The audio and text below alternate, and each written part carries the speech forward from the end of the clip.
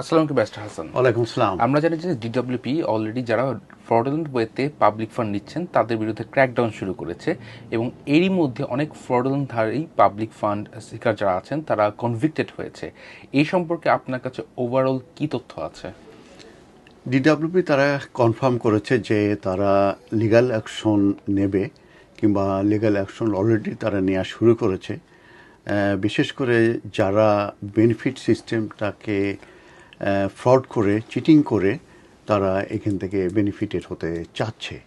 তো UK government তারা clearly message send করেছে এবং তারা বলছে যে বেনিফিট ফ্রডদেরকে ডিটেক্ট করা হবে এবং পারসুট করা হবে to the full extent of the law. আমরা জানি যে প্রায় 24 million people across Great Britain যারা এই যে কোনো একটা বেনিফিট তারা রিসিভ করে থাকে from department for work and pension থেকে, এবং সেই ক্ষেত্রে হাই রেকর্ড যে বেনিফিটটা সবাই পেয়ে থাকে সেটা হচ্ছে ইউনিভার্সাল ক্রেডিট, এবং সেটার পরিমাণ হচ্ছে 8 মিলিয়ন পিপল। তো গভর্নমেন্ট ক্লিয়ারলি তারা মেসেজ সেন্ড করছে যে বেনিফিট ফ্রড এটা ডিটেক্ট হবে এবং এটাকে পারসুট করা হবে to the full extent of the law, এবং সেটারই একটা সাকসেসফুল একটি ইনস্ট্যান্স আমরা রিসেন্টলি জানতে পেরেছি। সেটা হচ্ছে যে একজন ভদ্রমহিলা ম্যানচেস্টারে ওনার অবস্থান, তাকে সেন্টেন্স দেওয়া হয়েছে 20 মান্থসের ইন প্রিজন।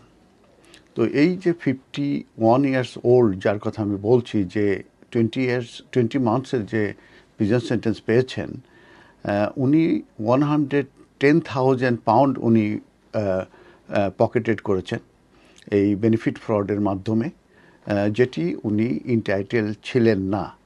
এবং এটা উনি এইভাবে করেছেন যে উনি যে নো লঙ্গার লিভড অ্যালং, এই ইনফরমেশনটা ডিডব্লিউকে ডিক্লেয়ার করতে উনি ব্যর্থ হয়েছিলেন।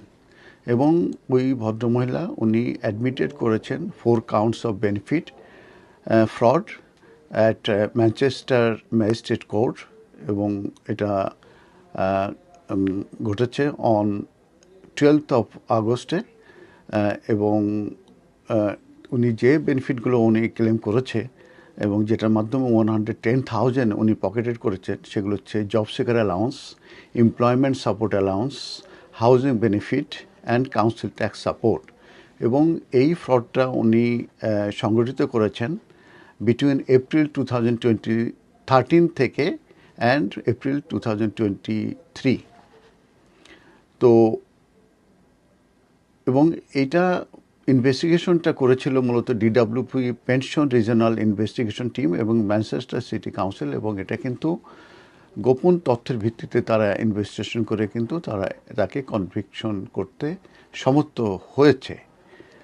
তো এ ছাড়াও কিন্তু আরও কয়েকটি ঘটনার কথা আমি উল্লেখ করব, যে এই বেনিফিট ফ্রড করতে গিয়ে তারাও কিন্তু কনভিক্টেড হয়েছে। তার ভিতরে গত জুনে একটি কাপল, তারা তারা হচ্ছে পোর্ট টালবোর্টে থাকে, তারা এই সাসপেন্ডেড প্রিজন সেন্টেন্স রিসিভ করেছে, এবং এটা ranging from 6 month to 2 years, এবং তারা ক্লেম করেছিল fraudulently 48,570 pound in Universal Credit পেমেন্টের ক্ষেত্রে। এবং সেই ক্ষেত্রে তারা ফেল করেছিল ডিসক্লোজ করতে যে তাদের ক্যাপিটাল অ্যাসেট আছে।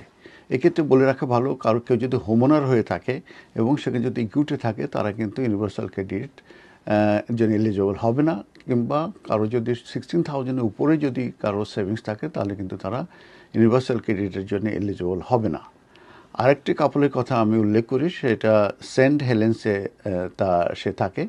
সে 2 ইয়ার্সের প্রিজন সেন্টেন্স পেয়েছে ফ্রডুলেন্টলি। সে 268,000 সে মূলত পার্সোনাল ইন্ডিপেন্ডেন্ট পেমেন্ট সে পকেটেড করেছিল, এবং সে ক্লেম করেছিল যে লোকাল অথরিটির ডাইরেক্ট পেমেন্টও সে কিন্তু নিয়েছিল, এবং সে এটা করেছিল সে ফেক আইডেন্টিটির মাধ্যমে। এবং সে ক্লেম করেছিল employment support allowance as a single person despite cooperating with partner. তার মানে তার পার্টনার ছিল, তার সঙ্গে সে কোঅপারেটিং করছিল, তার সঙ্গে থাকতো, তারপরেও সে সিঙ্গেল পারসন হিসাবে সে এই এমপ্লয়মেন্ট সাপোর্ট অ্যালাউন্স সে নিয়েছিল। তো এই যে ট্যাক্স পেয়ারের যে মানি, এটাকে সেভ করার জন্যই কিন্তু ডিডাব্লিউপি এবং লোকাল কাউন্সিল গভর্নমেন্ট মিলে কিন্তু এই কাজটা করছে এবং তারা আশা করছেন নেক্সট 5 ইয়ার্সে 1.5 বিলিয়ন পাউন্ড তারা কিন্তু সেভ করতে পারবে। এছাড়াও আমরা জানি যে নতুন একটা আইন আসছে, যে আইনের মাধ্যমে কিন্তু তারা, যে আইনটা আসছে, বিলটা এর মধ্যে পেন্ডিং আছে, ফ্রড এরর এবং রিকভারি বিল, যেটার মাধ্যমে কিন্তু পয়সাও কিন্তু তাদের অ্যাকাউন্ট থেকে ডাইরেক্টলি নিয়ে নিতে পারবে।